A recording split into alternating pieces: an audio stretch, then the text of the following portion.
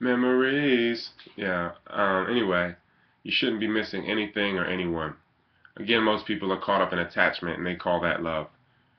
Attachment is probably the main opponent to love because if you're attached to something, you're using it as comfort, as a crutch, an emotional crutch. You'd be attached to potato chips or whatever it is, attached to, you know, anything. You can be attached to a person, place, or thing, anything.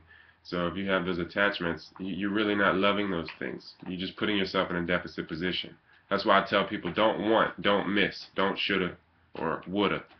Just say, you were doing it. So if you're saying like, oh, I miss California, or I miss my mom, I love my mom, I love California, or I want to learn the piano turns into I'm learning the piano, and then you take the steps accordingly. Or you're just lying to yourself, and then you just have to be real. Like, I'm never going to learn this thing. I'm not going to put the will into it to learn, so I'm going to stop lying to myself here.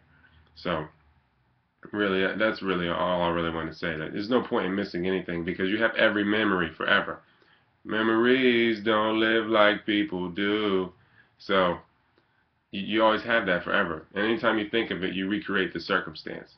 So, if you think of any good time when you were a child or when you were smaller, because you just are, and people think that they're growing smarter, they're just growing taller or bigger.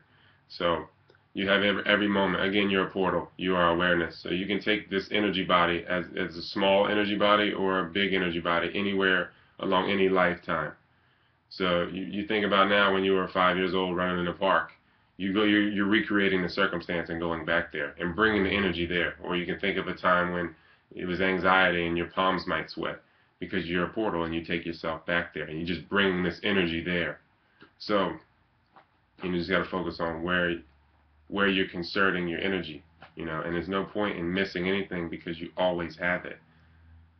And it's just a form of alchemy. That's all it is. You're recreating things. Everything is a chemical. Everything you see is a chemical. And the five senses or six senses, whatever, they pick it up, and it's all chemical. You're all receiving it at a chemical level, and that's what you're calling reality. So to recreate it at an alchemical level, you're really actually experiencing it again.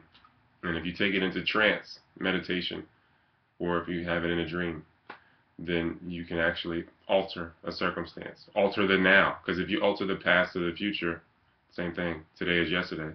You'll be altering the now.